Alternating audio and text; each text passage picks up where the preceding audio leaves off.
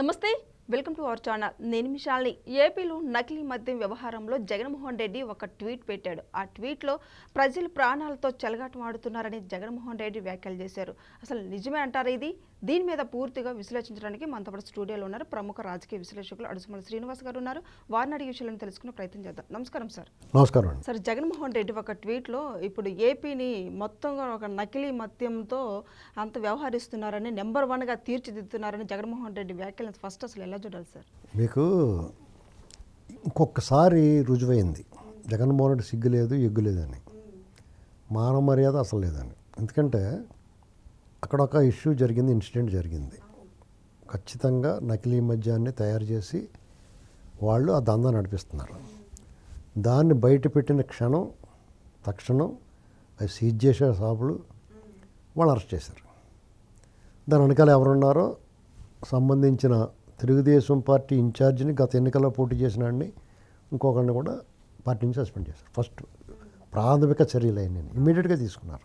ఎప్పుడన్నా అటువంటివి చేశారు వీళ్ళు మాట్లాడతారు. ఎందుకంటే ముఖం పగలగొట్టక ఇప్పుడు వీళ్ళు మెత్తగా ఉంటే అలాగే ఉంటారు, అలాగే మాట్లాడతారు.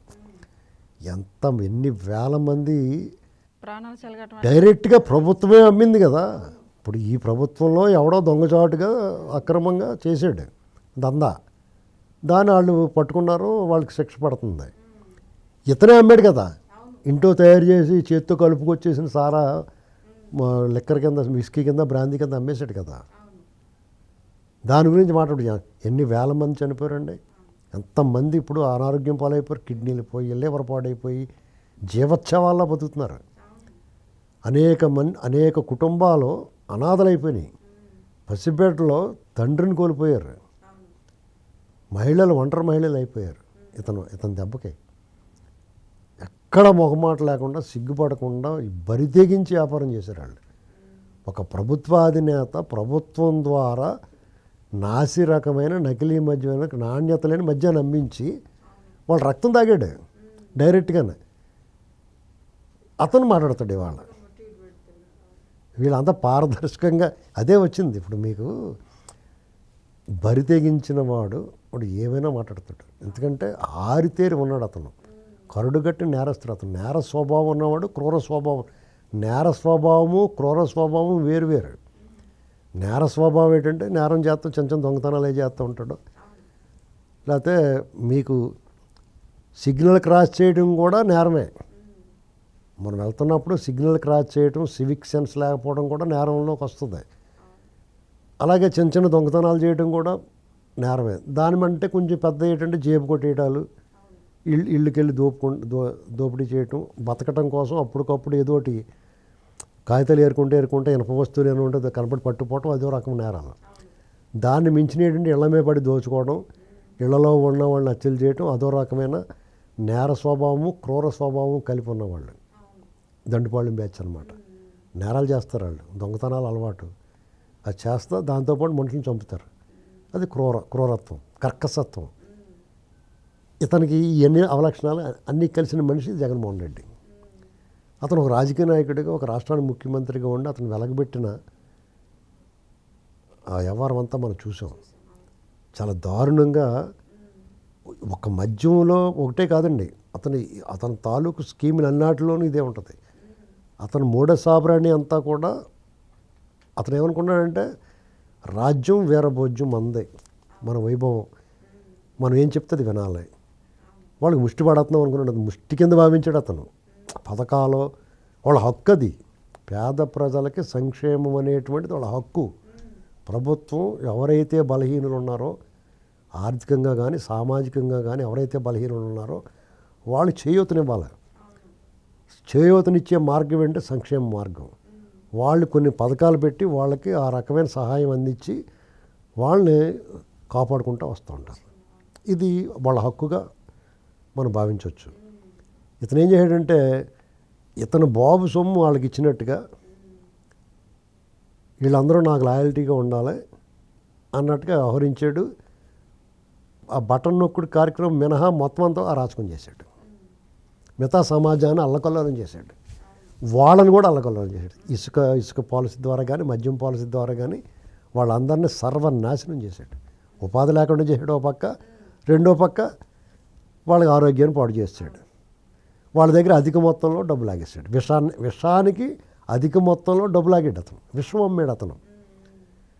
దాన్ని సరిచేయడానికి వీళ్ళు తలప్రాణం తోకొచ్చింది వీళ్ళకి. అసలు వీళ్ళు ఒక రకంగా చచ్చిపోతున్నారు వీళ్ళు. ఏంటండి పోనీ ఎక్కడైనా ఆపేరు వీళ్ళు ఏమైనా పథకాలు కానీ డబ్బులు అందించడం కానీ.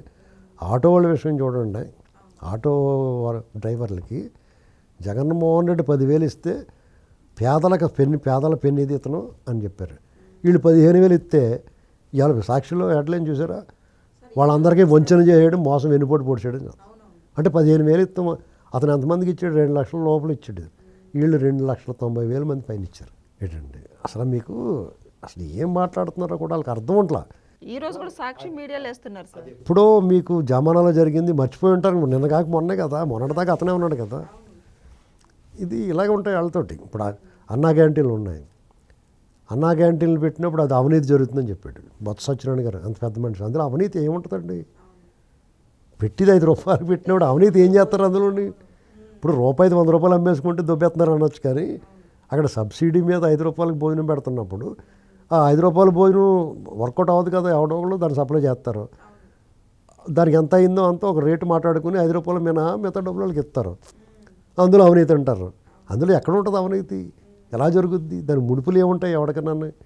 ఆ చేసేదే ఆ ఇచ్చివాడే లబోదేవి ఎడుతని చేస్తాడు ఒక రకంగా చెప్పాలంటే. గీసి బొటాబొటిని ఇస్తారు. ఆడ అది చేస్తే అవినీతి అన్నారు. అది ఎత్తేసి అవినీతి, అందులో అంతకు తీసేమన్నారు. మరి చంద్రబాబు నాయుడు గారు 5 రూపాయలు భోజనం పెట్టినప్పుడు మరి దాని గురించి మంచి చేయడం మంచి చెప్పాలి కదా. ఇలా ఉంటాయి వాళ్ళతోటి. ఇవాళ మీకు ఊటలు ఎక్కండి, జగన్మోహన్ రెడ్డి ఆశల మేడలు ఉంటాయి, పేక మేడ లాంటి అతను కట్టుకున్న ఆశల ఒక మేడ కట్టుకున్నాడు, అది కుప్పకూలిపోతుంది. ఆశల సౌధం కుప్పకూలిపోతుంది. ఏంటి? చంద్రబాబు నాయుడు గారి సంక్షేమం. ఇప్పుడు అతను జగన్మోహన్ రెడ్డి నమ్మకం ఏంటంటే చంద్రబాబు నాయుడు గారు డెవలప్మెంట్ చేయగలుగుతాడు, పెట్టుబడులు తీసుకురాగలుగుతాడు, ఉపాధి కల్పించగలుగుతాడు, అమరావతి కట్టగలుగుతాడు, పోలవరం కట్టగలుగుతాడు, ఇవన్నీ చేయగలుగుతాడు. కానీ ఈ బటన్ నొక్కి డబ్బులు ఇవ్వలేడని అనుకున్నాడు అతను. జనాలు కూడా ఏంటి ఎన్ని చేసినా కానీ ఆ పథకాల డబ్బులు రాకపోతే సరిగ్గా చేయట్లేదు, జగన్ అన్ని తెచ్చిపోయి ఇతను ఇవ్వట్లేదు, ఇదే అంటారు.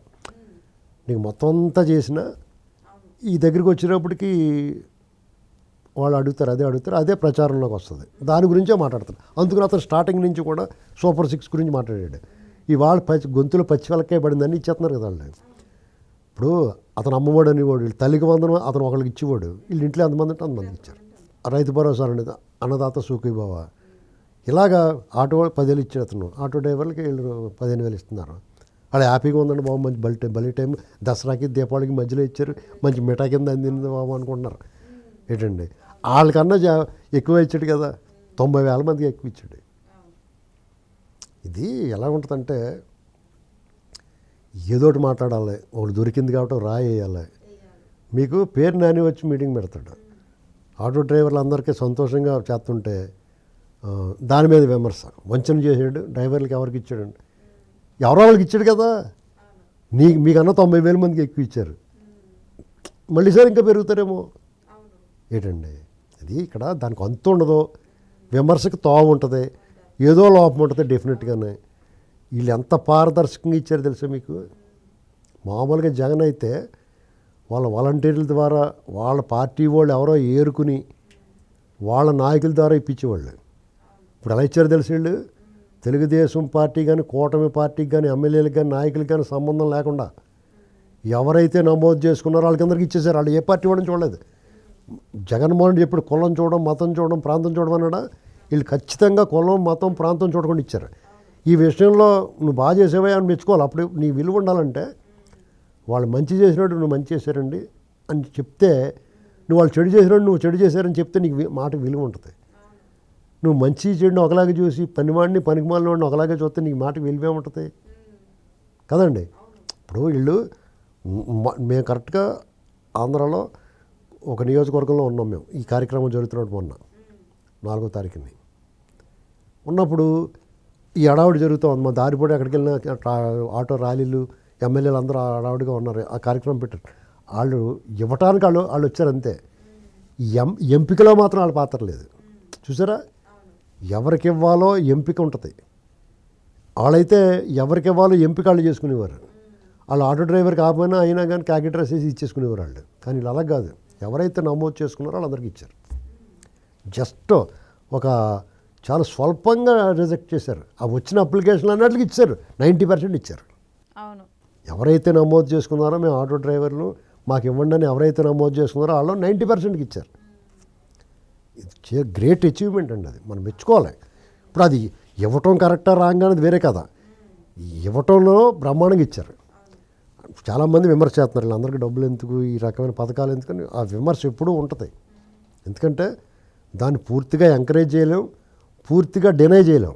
ఎందుకంటే సంక్షేమం, ఆర్థిక చేయూత ఇవ్వటం అనేటువంటిది ప్రభుత్వాల బాధ్యత, ప్రజల హక్కు.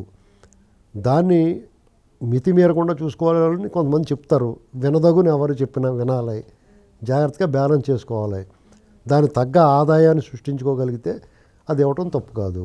జగన్మోహన్ రెడ్డి ఆదాయం సృష్టించుకోలేక చేతులు ఎత్తేసి ఎర్రమోకం వేసుకుని అప్పులు చేసేసి రాష్ట్రాన్ని గొల్ల చేసేసి గుండు చేసి పెట్టాడు. వీళ్ళు మీద ప్రజలకు విశ్వాసం ఉంది. ఇప్పుడు ఈ సంవత్సరం 4 మాసాల్లో వీళ్ళు చేసిన పని చూసిన తర్వాత ఒక భరోసా అవుతుంది అందరికీ. చాలామంది ఆటో డ్రైవర్లు చెప్తున్నారు, సర్లే ఇన్ని కష్టాల ముందు ఇంత ఇది ముందు ఇస్తారా ఎవరో అనుకున్నాం, బాగానే ఇచ్చారండి బాబు, చాలా సంతోషంగా ఉంది, మేము అసలు ఊహించలేదు అని అన్నారు, కానీ ఇస్తారని అనుకోలేదండి అని చెప్తున్నారు.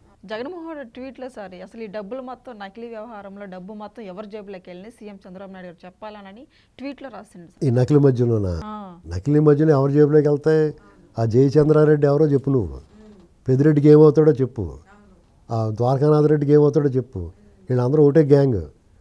వీళ్ళ తప్పు ఏంటంటే జయచంద్రారెడ్డి నాయుడు ఇన్ఛార్జిగా పెట్టడం తప్పు, ఖచ్చితంగా తప్పే. అతనికి ఎమ్మెల్యే టికెట్ ఇవ్వడం కూడా తప్పే. నేను అధిష్టానాన్ని నేను డినై చేస్తున్నాను, కానీ చాలామంది కార్యకర్తలు అందుకునే కార్యకర్తల మనోభావాలను గౌరవిస్తే పార్టీలు ఇటువంటి అపవాదు రాకుండా ఉంటుంది. ఇప్పుడు ఆ వరవడిలో, ఆ సుడిగుండంలో ఒక్కొక్కసారి మనం తెలియకుండా దిగిపోతాం.